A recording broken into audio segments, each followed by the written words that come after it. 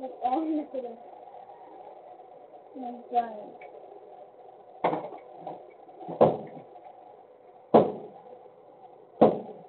Kaya naman,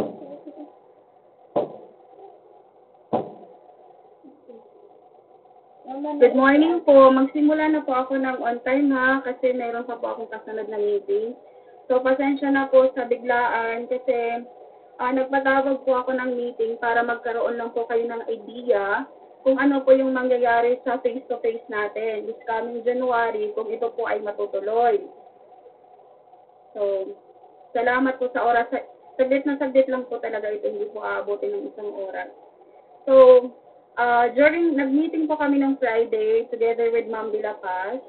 Tapos, nag-meeting din kami noong Monday ng gabi. At kahapon din, ang napag-usapan po ay ang nasa memo po natin, hindi ko pa hawak yung memo. Yung memo po natin ay 16 lang po yung mag-o-online class. 16 lang po na bata ang pwedeng mag-online class, mag-face-to-face this coming January po. At yung mga bata na yon ay priority natin yung hindi nakakabasa, yung nagmo-modular, at yung malalapit at wala pong sakit. Okay, so kung kayo ay malapit sa Balingasa Elementary School sa ating paaralan, nag-modular kayo at hindi nakakabasa ang anak ninyo, kayo ay qualified para mag face-to-face class. Kasi yun yung natin, priority. Yung kayang mag-online class, sila po ang matitira sa online class. Halimbawa, sa survey natin ngayon na ibibigay ko, makakakuha ako ng halimbawa 16. Automatic yung teacher na yon ay siya ay mag-face-to-face sa January. So yung matitira po doon, kasi 16 lang naman, halimbawa ang sasagot sa akin ay 18. So hindi po pwede, 16 lang ang kukunin ko doon. Kasi paglalagpas tayo sa 18 na mag-face-to-face ay mamaya, bibisitahin ng IEPS, magkakasuhan pa ako, pati yung school at pati yung principal kasi hindi namin sinunod yung protocol. So kung meron mang 18 na bata ang mag-face-to-face ay sasagot sa ating survey, ang mangyayari po doon ay pipiliin po doon sa kung sino talaga ang pinakapwede na kailangan i-face-to-face, lalo na yung batang hindi nakakabasa. At 4 hours lang po sila sa school. 4 hours lang po sila sa school every day. At pag face-to-face yung bata, hindi na po siya mag-o-online. Ganito po ang mangyayari. Halimbawa naman, meron kasi tayong sa Sampaguita kasi ay meron tayong 6 na teachers.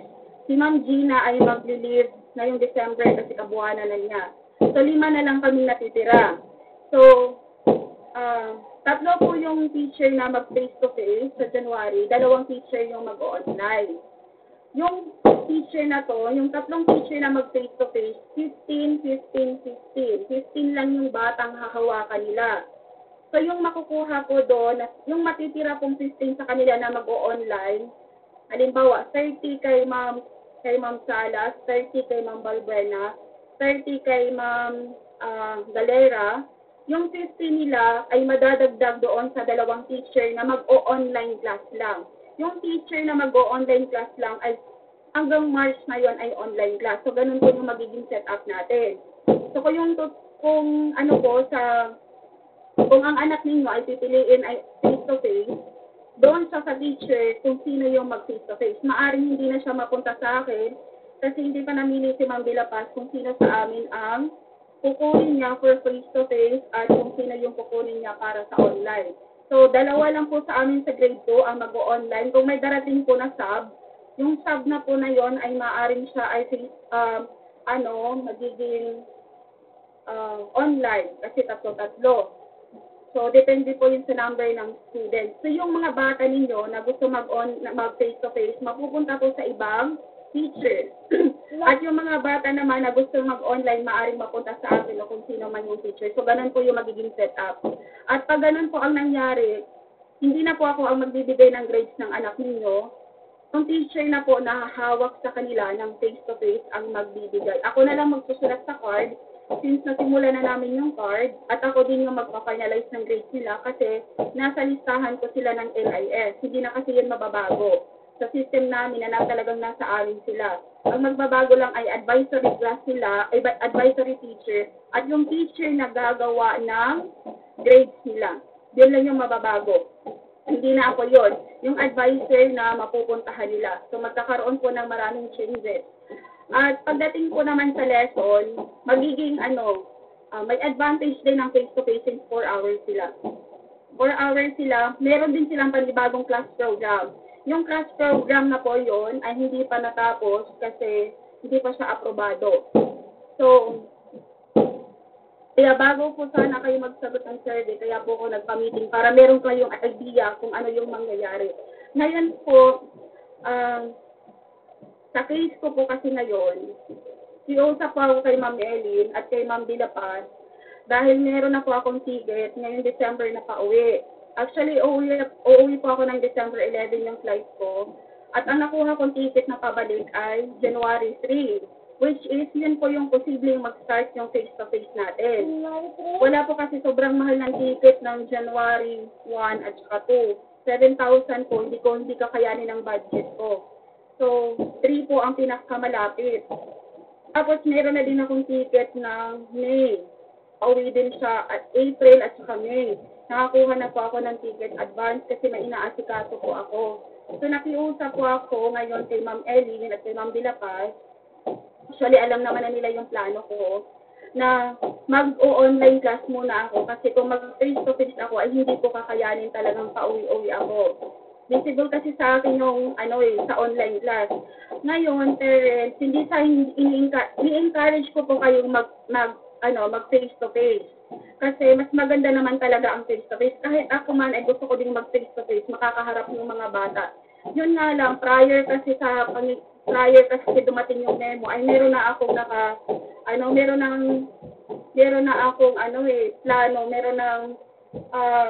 na akong event na kailangan kong tapusin. So, ito po kasi, hindi na siya mababago dahil nakapag-sked na po kami sa simbahan. Magpapakasal po kasi ako ng May, kaya hindi na po siya mababago. Ayun po yung, pinoproblema ko kasi gusto ko sana siyang i-move. Gusto ko sana i-move ng July, ng bakasyon na, kasi hindi ko talaga expected na magkakaroon ng face-to-face. I-open ko na lang po sa inyo. Hindi ko po expected na magkakaroon ng face-to-face. Kaya sabi ko, sige, go ng May. Nakapag-schedule na po kami kasi umuwi ako doon. Nakapag-schedule na. Ngayon, sabi ko doon sa jowa ko, sa boyfriend ko, na i-move na lang namin ng July. Thank you po. I-move na lang namin ng July. Kaso po hindi siya pwede. Talagang ngayon lang kami pwede kasi ilang buwan lang din siya. Tapos magkakalayo lang naman. Actually, magpapakasal lang ako tapos hindi na ulit kami magkikita. Parang ganun lang. For the sake lang na magpakasal. Ayun kasi hindi na pwede talaga. Hindi na pwedeng ma-move kasi nakaschedule na. Nakapagbayad na din kami. Kung hindi lang kasi nakapagbayad at nakapag-schedule na, pwede pa sana. Kaso po nakapag-schedule na. Ayun, sabi ko, nakiusap ako kay Ma'am Ellie na mag-online class muna ako talaga. Kasi yun lang ang yun lang yung way na para hindi ako magkaroon ng absent. Kasi totally, pag hindi rin kami mag-online, absent din kami. Actually, meron na po kami biometrics every Friday, kaya kami pumupunta. At pag hindi kami nakapag-biometrics, automatic, absent din kami. Kaya, ayun po, nakiusap ako kay Ma'am Dilapas, September, nagsabi ako sa kanya sa plano ko. Nag-approve siya, tapos yun nga, biglang may memo na ganito. Kaya, pinapayagan naman niya ako. Kaya kung gusto niyo pong ako pa din yung magiging advisor niyo,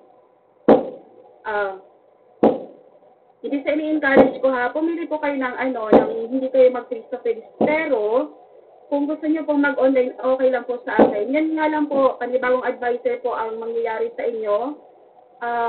For sure naman po yung mga kasamahan kong guro ay din, magagaling din po yun, mababait, ay for sure alagaan din po yung mga anak niyo sa online class.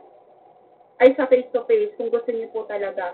Pero try niyo po yung face-to-face, lalo na po sa mga magulang na, na wala namang work. Okay, nasa bahay lang naman kasi kailangan talaga silang ihatid eh. At yung may mga work naman, pwede po kayong mag-online pa din. Pag nag-online kayo, ako pa din yung magiging advisor sa inyo. Ayun lang po. Tapos, ito po yung mangyayari sa atin. mag-face-to-face man ako or mag-online class